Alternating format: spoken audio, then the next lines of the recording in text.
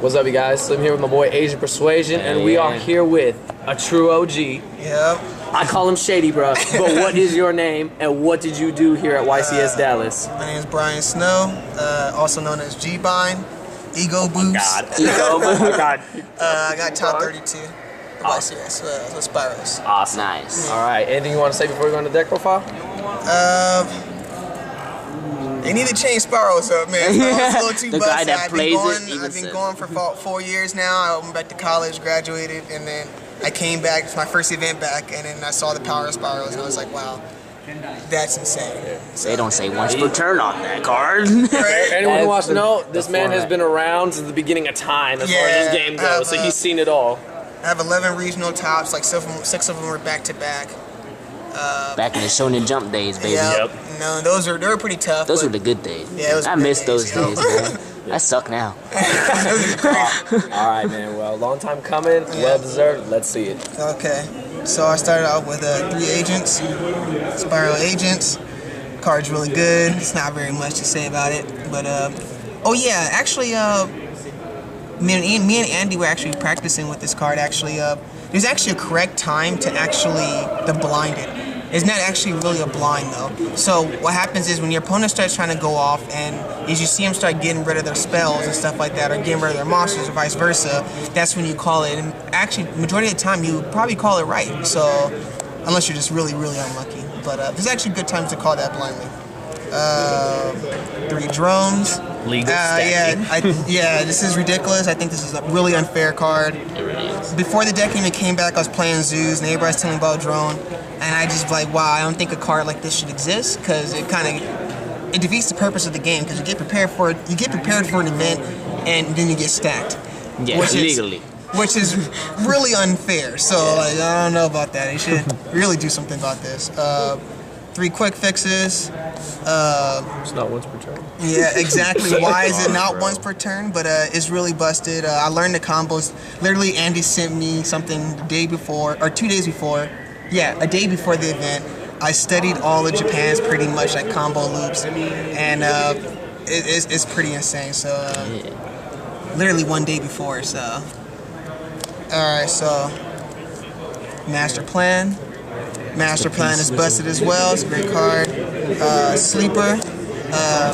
I heard someone today was actually running 2 of these, and I was like, what the heck? They ran 2 Sleeper. Oh, hey, it worked out for them, but I do recommend only 1, though. You only need 1. Half the time, the board that you make, half the time you board is more of like, I wouldn't even say it win more. It's more of like, you only need 1, so I don't know why people wouldn't want that. Yeah, Last Resort. Last Resort is busted, of course, equipped to the... it's actually been a lot of situations where I actually just... in order to grind it out, I actually just equipped to Agent or things like that. So it's actually a really good card. I'm thinking about, like, actually, you could probably bump this up, because in a grind game, keeping your monster alive to the next turn is really important. So it's probably should. I'm thinking about 2 of that, but you never know. Maxi, of course. Maxi is Maxi. DD Crow, because I searched this out. And also, it's really good when you open it sometimes, because then it really throws off your opponent, because they don't read the DD Crow, because they're expecting you to search it. So when you do have it in your opening hand, don't think it's jank. You think that it's actually like, well, it's another utility card I could possibly use. Yeah, so I only main deck 2 Ghost Ogres. I was really concerned with like consistency and drawing too many of these cards. So I was like, all right, you know, I'm gonna drop down to 2. If I draw it, it'd be really well. If I draw too many of them, I'm gonna lose. So I think 2 is a perfect number. I was gonna play 3 Drone Lockbirds, but I decided to play 2. Like I said, drawing too many of these hand trap really doesn't contribute to your theme. So you really, I don't want to say minimize on it, but at least play like the most even number. So 2 is good. This card is really uneven, so I had to run 3 of those, because no matter what, I need this card opening hand. It really cripples a lot of matchups, especially the mirror match. So this card I did have to run 3 of. Also ran, surprise card of the day. Whoa. Oh, you were ready, man. You were ready. Yes, I was ready. First main deck. I really thought that a lot of good players are gonna over prepare. So, which essentially I thought they were gonna give me the gateway. So I was like, okay, that's fine. And on top of that, it's a good card. It's not bad actually, bro. You special summon it on the board, and actually you can use it for discarding for quick fix. It's actually a really it's not a good card to always have in hand ideally, but you always could do something with it. But I'm just optimistic, so. Also, I only play main deck 1 Gofu. I was gonna run 3. I was running 3, and either I brick from having too many, or I didn't see it. And if I didn't see it, I didn't mind because I always still have plays. I thought 1 Gofu was perfect because if I do draw it, yes. If I don't draw it at all, the Spiral engine in itself would take me through the tournament. So now for the spells, 3 Spiral Resorts. Spiral Resorts, of course, is broken. Has to be ran, obviously. 3 Terraformings. Of course, to search out your cards. 3 set rotations. I was actually having actually go back to the terraformings. Actually, I was actually thinking about one point not actually using terraformings at all. I don't know. I just felt like it was really a really vulnerable card, and then being caught up in vulnerable moments is really that's the worst feeling with Spyrals. But I was just only thinking of running 3 set rotations at one point. But then I found out about from Japan, or not Japan, but OCG, if they had the power to run 3, they would run 3. So I was like, you know what? I take my chances then. 3 machine dupes, of course, because machine dupe and quick fix is broken. Trip dupes. This is something people probably would disagree with me with, but the Foolish Burial Goods. First one too. I think is really good. A lot of players like double summon, but when you double summon, if your hand is not like necessarily the broke, you don't really have a lot of options with it. It's really linear, and Foolish Goods is not linear. You could play. You have other options. You have like at least 2 or 3 options with Foolish Goods. So I like options. So if you can try to go ham if you want to, but if it doesn't work out in your favor, then you wish you had the Foolish Goods. Main deck this is why people probably would disagree with the Foolish Goods, because you probably have to run this. I only ran 1 because I only plan to pull it off once, and once you go off, it's a wrap, so you don't need to worry too much about it. Big Red only ran 1 because I try to minimize the deck. I'm not sure if NorCal know me, but all my decks I try to make it as consistent as possible. I hate open up Bricky. Honestly, you only need 1, but it doesn't hurt to have 2. But I may bump it up 2. I don't know. I lied. I'm running 1. It's worth it. I main deck 1 Twin Twister today. Interesting. Yeah, Twin Twister was I think is good because when they set rotation you, a lot of people, and if you don't have certain cards, you tend to get defeated. But I don't like going through games knowing that I have no out left in my deck. I feel like that's a waste of time. Ironically, it's a waste of time. And I hate having that feeling of like, oh, I'm gonna lose since they set rotated me and I have no out. But I knew I could draw into something, so that's why I ran Twin Twister. Of course, Gateway of the Chaos, because like I told you, I care about consistency. And if I was gonna run that monster I showed you earlier, then I'm going to have to run this to make sure. And it works really well with set rotation.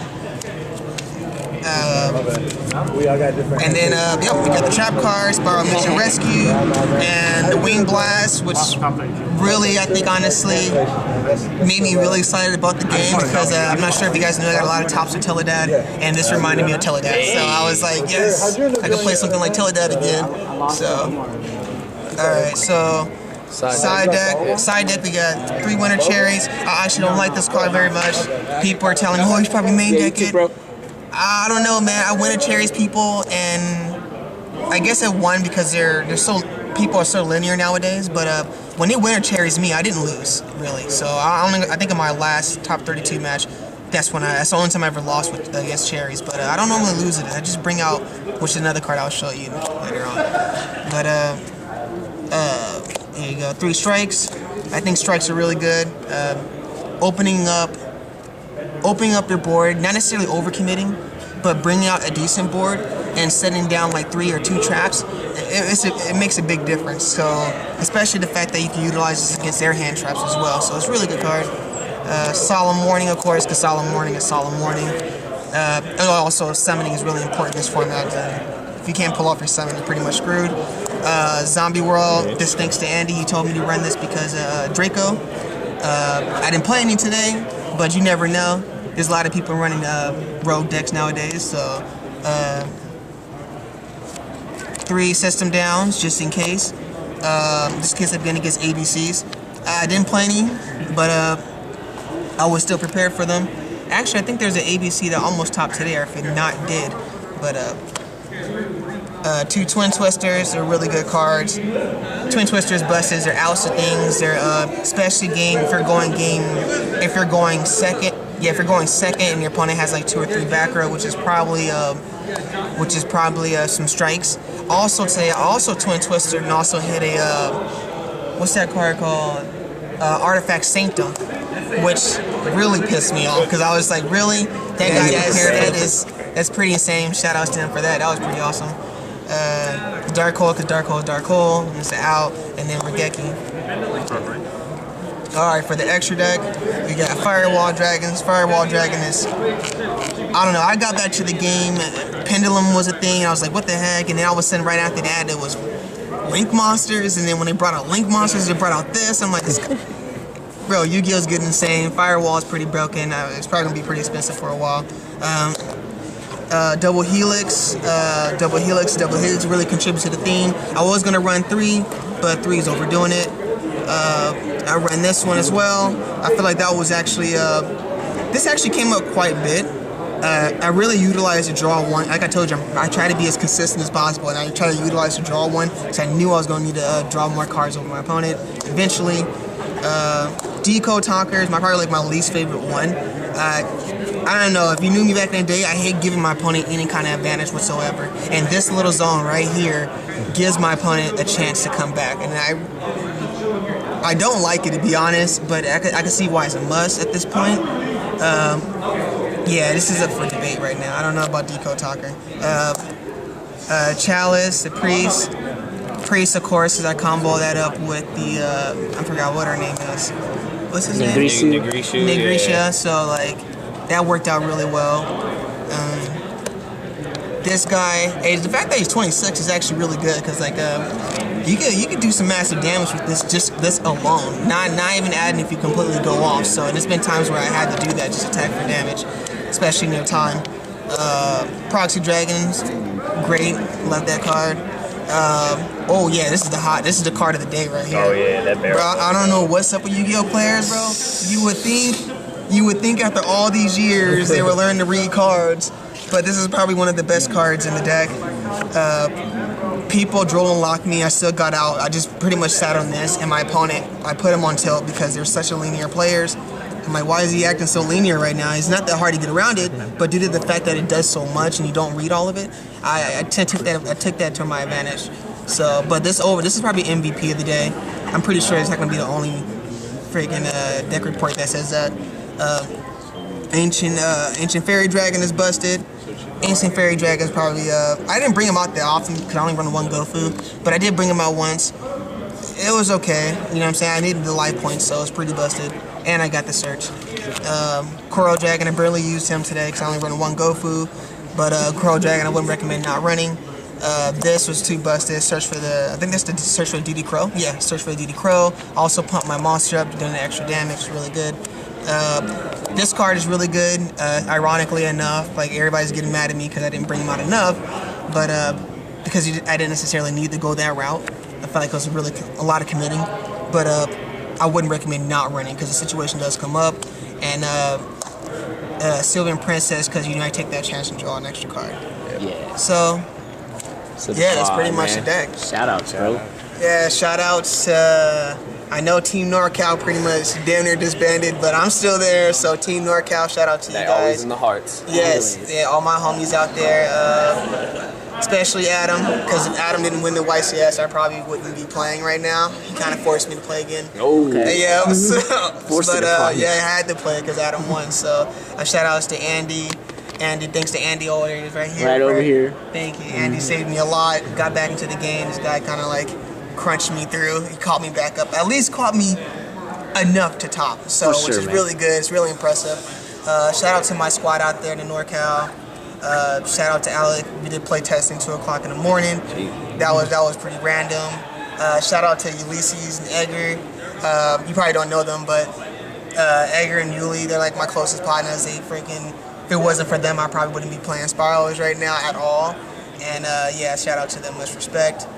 Yeah, shout out to my girl, because once again, if my girl wasn't tripping about me playing, Brownie points. then I wouldn't be playing. So yeah, same thing with Mike. Mike's been around with me for hella long, bro. Oh, He yeah. stuck by my side. Oh, damn right. Big shout out to the yeah. dude's camera dying. Yeah. We always come up with the backup.